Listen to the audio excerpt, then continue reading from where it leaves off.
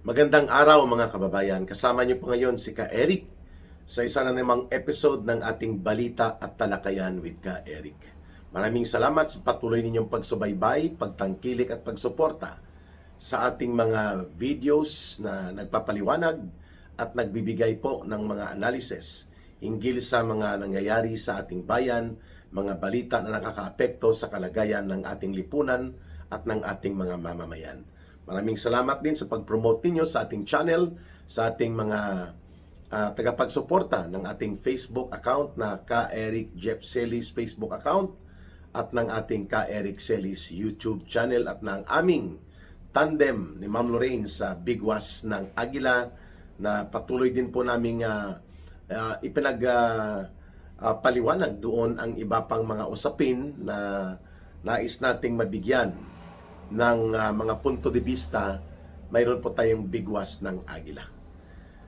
Sa oras na ito ay tatalakayin po natin itong ongoing at nagsimula na reading of charges and confirmation of charges sa ICC Pre-Trial Chamber or sa ICC Chamber of Judges kahapon, February 23 sa Pilipinas.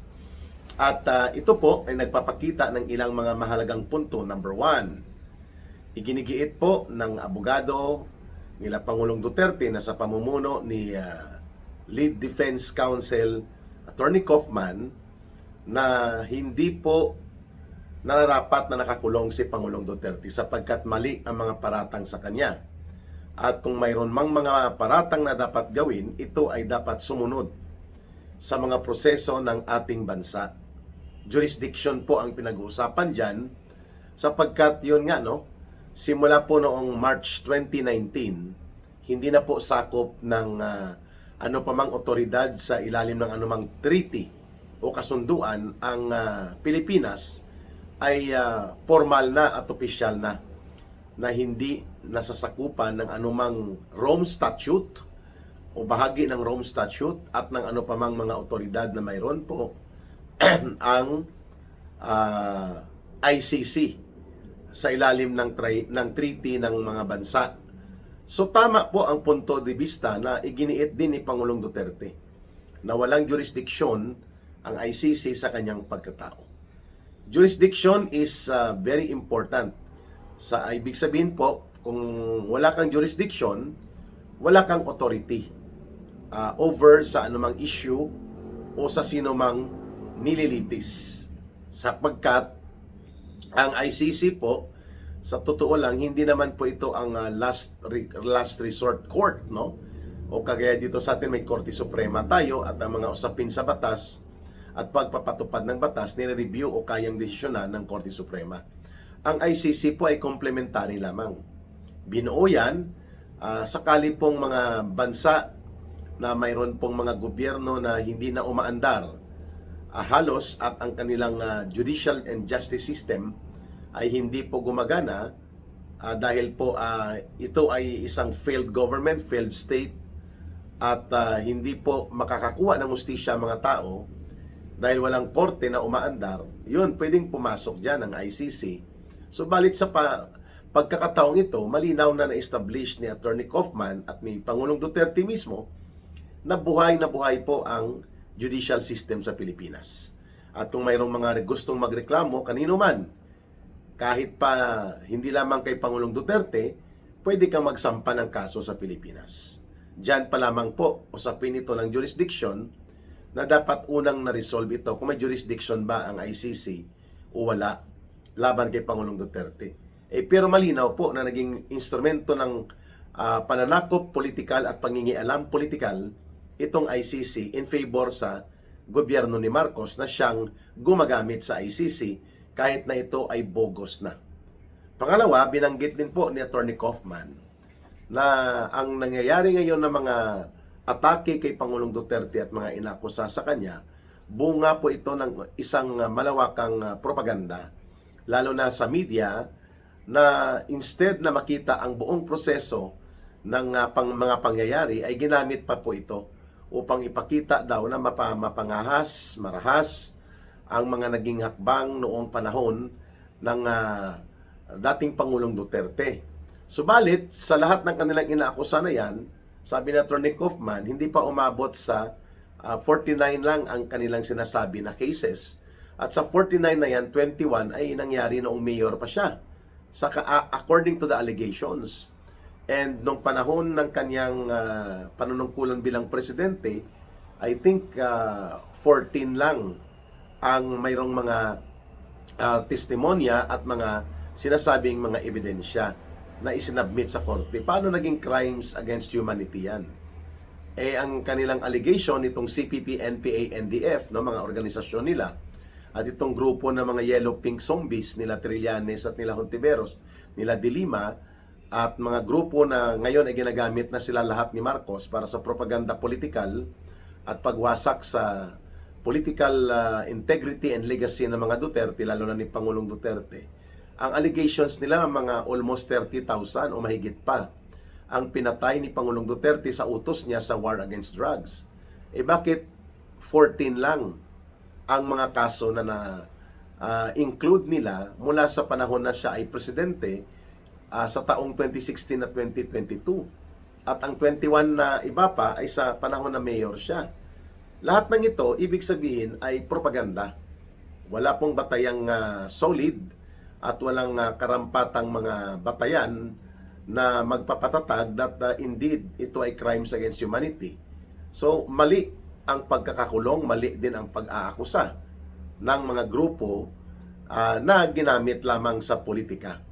The ICC, noon pa man alam na natin ito na ito ay political instrument for intervention and namamanipulate po ito ng mga makapangyarihang bansa like European Union members, lalo na ang organisasyon ng European Union na sobrang pakialamero pagdating po sa usapin ng mga pangloob na mga pamamahala sa mga gobyerno sa African continent at sa mga bansa na hindi nila nakokontrol. That's the reason na hindi po kinikilala ng Estados Unidos, hindi ito nagpapasakop at hindi nga nila kinikilala ang ICC. Kasama sa Estados Unidos na hindi kumikilala sa otoridad ng ICC at hindi nagpapasakop sa ICC. At tingin nila ang ICC ay walang kwentang instrumento ng pangingialam sa mga pangloob na usapin ng mga desisyon ng gobyerno nila. Ang Estados Unidos ay kasama dyan ang Russia, ang China, ang Saudi Arabia, at marami pang ibang mga bansa, mga kababayan, na hindi kumikilala sa ICC.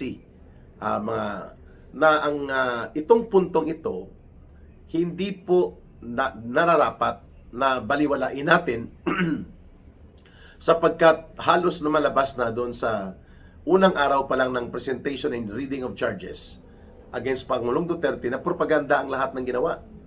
At nagpadala pa ng mga cheerleaders, mga tagapagrara boys and girls na pinondohan ng gobyerno ni Marcos most likely upang magsilbi na kunwari mga surviving families ng mga biktima sa war against drugs. Diba? O ba't di kayo nagsampa sa Pilipinas?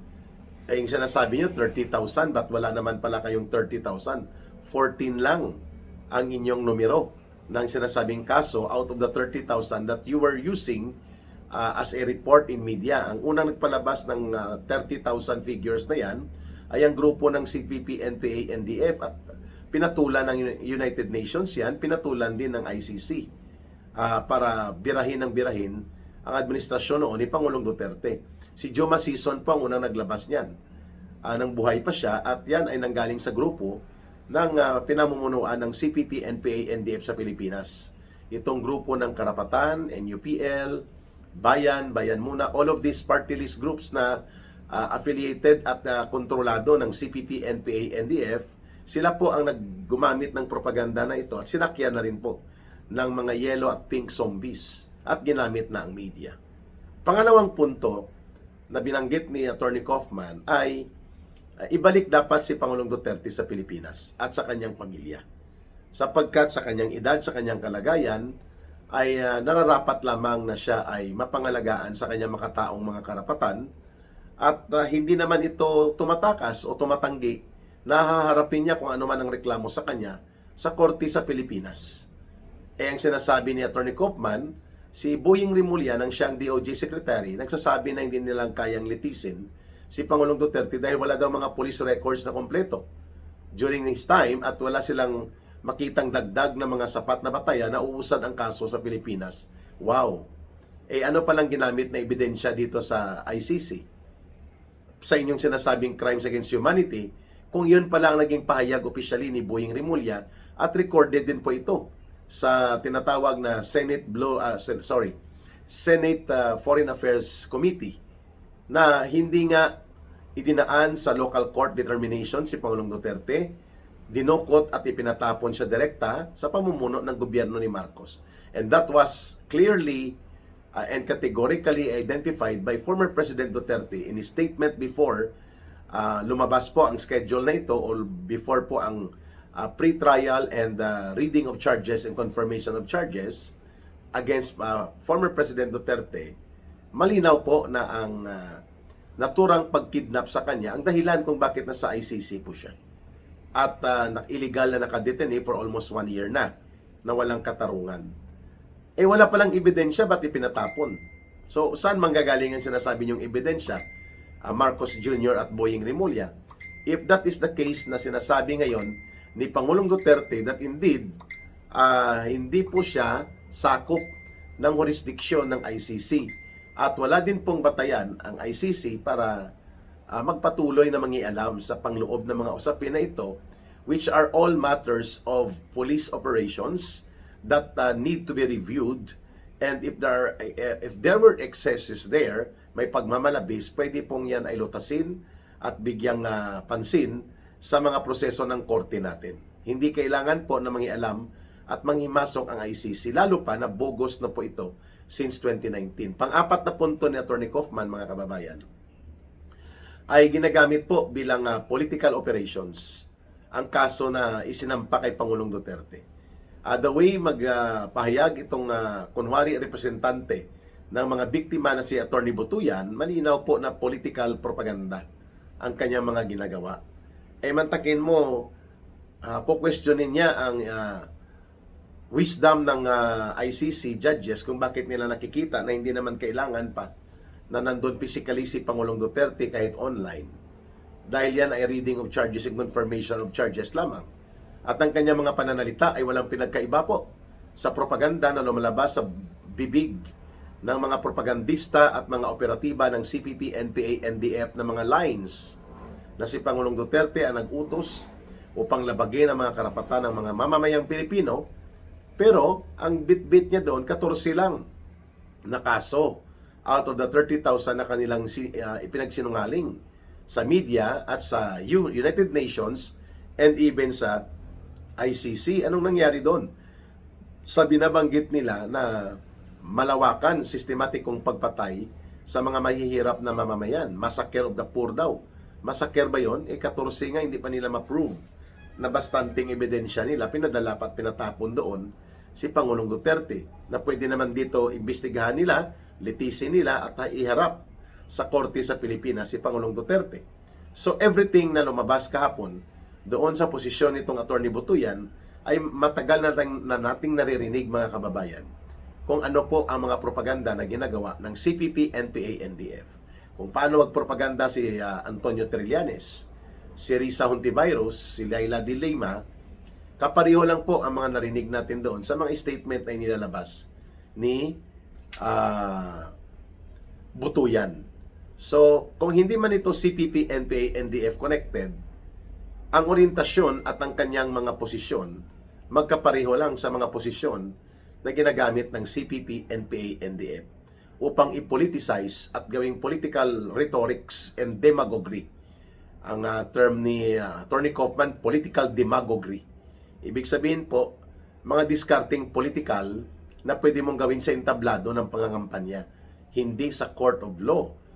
And besides, the court of law na sinasabi nilang ang ICC ay wala talagang jurisdiction at kapangyarihan sa anumang mga inireklamo laban kay Pangulong Duterte na dapat yan ay ginagawa sa Pilipinas.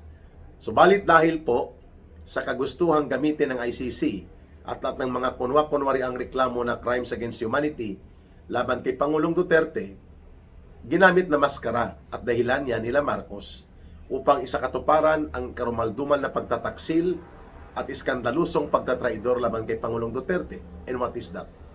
Yan po ay ang pagkakaroon ng ICC arrest order na kanilang mininiobra at ginamit pa kunwari ang Interpol para hindi naman daw sila ang nag-implement nito, nag-cooperate lang si Marcos. Tarantado. Simula pa 2024 po ay pinapasok na ng palihim at patago nila Marcos. Si Pangulo ang mga mag-iimbestiga kunwari sa Pilipinas. Bagamat sabi nga ni Attorney Kaufman, hindi naman kapanipaniwala pa si Marcos at ang mga namumuno nito sa gobyerno niya like Boying Rimulya sapagkat iba po ang kanilang sinasabi sa kanilang ginagawa.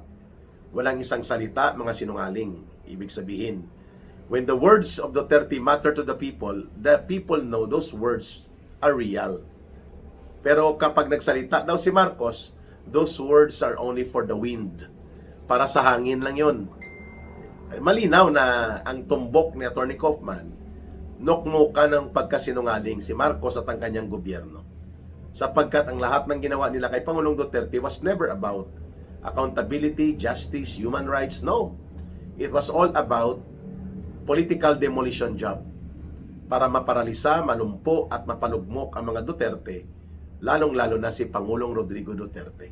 It was never about so-called victims of excesses in the war against drugs that could have possibly resulted sa pag-abuso sa ilang mga individual na ina-allege nila. It was never about the so-called victims of the so-called extrajudicial killings.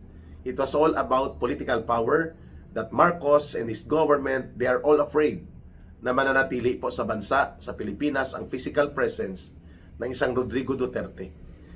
Kaya, nagkunwari, minaskarahan nila ng kunwari mga reklamo sa ICC, ginamit po ang mga CPP, NPA, NDF operatives. Pati po sa international level, ginamit na rin ang yellow and pink zombies na pareho pong tinamaan itong mga komunistang terorista, mga hilaw na komunista, at ang mga bulok at oportunistang politiko at mga remnants ng yellow and pink zombies na politika. Lahat sila po ay dinurog ng isang malakas at matatag na uri ng pamumuno na mayroon pong strong rule of law na konsepto at may prinsipyo po ng strong will na uri ng gobyerno. Tinamaan at dinurog itong mga komunistang terorista ng CPP, NPA, NDF. Tinamaan din po itong mga oportunista at mga mapagkunwaring mga politiko na kasabwat na mga kriminal at organisadong mga terrorist groups na nagiging kaibigan na rin nila at pati na ng mga sindikato sa gobyerno. At syempre, pati na po ang mga tauhan ni Marcos, sila Romualdez at mga grupo nila, they are so afraid and they are so threatened na mananatili sa Pilipinas si Pangulong Duterte because lumalaganap po ang issue ng korupsyon at pandarambong, lumalakas ang pagtutol at pagreklamo ng mamamayan at pagtatakwil sa ganitong mga nangyayari sa gobyerno, kaya takot na takot sila na pwedeng ma-inspire ni Pangulong Duterte ang paglaban ng mga mamamayan. Kaya ginamit ang kwento na wala namang batayang katotohanan, kung mayroon man mga pangyayari hinggil doon, ay yun po hindi naman naging rules, kundi yun po ay naging bahagi ng mga proseso sa pagpapatupad ng programa na pwede pong ireklamo o kaya idulog nila sa korte sa Pilipinas dahil buhay na buhay ang korte sa Pilipinas at ang judicial and justice system natin. So maganda po itong unang araw sapagkat naibunyag that all along it was because of the dirty political game and political operations to demolish the so-called political enemies of the Marcos government, lalo na ang mga Duterte at si Pangulong Duterte lalo pa, ang nangyari kung bakit naipatapon, illegal na napadukot at ipinakulong ng illegal si Pangulong Duterte. So it's no longer just a question na walang jurisdiction at otoridad ang ICC na patuloy na ipitin at i-deny ang kalayaan at ang karapatan ni Pangulong Duterte bilang isang malayang mamamayan. It is also an opportunity na nabunyag kung gaano kabulok at kataksil at katraidor ang gobyernong sinungaling na magnanakaw pa, which were all presented in the narratives of opposition para po ipagtanggol din si Pangulong Duterte. At yan ay naipakita at nailahad kahapon before the world na ganyan pala kabulok ang sistema ng ICC, that even if they are not in any authority and they no longer can exercise jurisdiction sa isang bagay ito sa pinat mga tao na gusto nilang pakialaman, Basta sila ay nagagamit sa politika, papayagan nila. At ganon din po kabulok ang gobyerno sa Pilipinas sa kasalukuyan, na siya mismo ang nagpapakanulo at nagtataksir sa sariling mamamayan lamang masunod ang kapritsyo sa politika. Abangan po natin, at mayroon pa pong 2 o 3 araw pa, 23, 24, 25, 26. Mayroon pa pong 4 na araw na mga schedule sa tinatawag na reading and confirmation of charges against former President Rodrigo Duterte dyan sa ICC.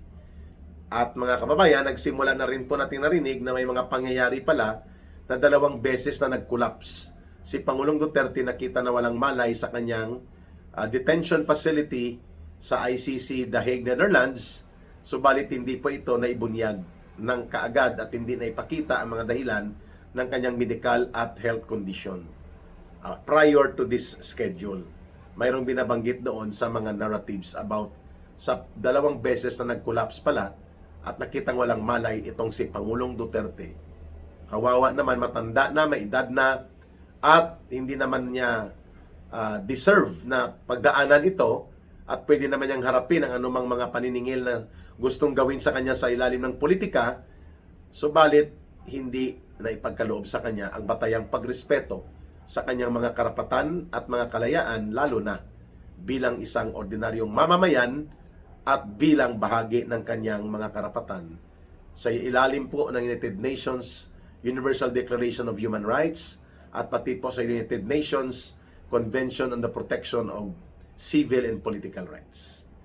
Magbabalik po ang balita at talakayan with Ka Eric. Abangan po natin at huwag kalimutan na i-like, share, and promote ang ating mga videos, ang ating channel, at ang ating mga balita at talakayan na ibabahagi po ni Ka Eric.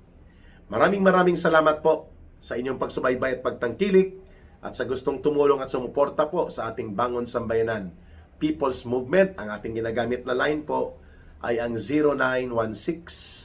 0916-308-7710. 0916-308-7710. Rohilda Celis po ang ating GCash line and line of support. Maraming salamat. Mahalin po natin ang bansang Pilipinas. Walang ibang magmamahal nito kundi tayo ring mga Pilipino.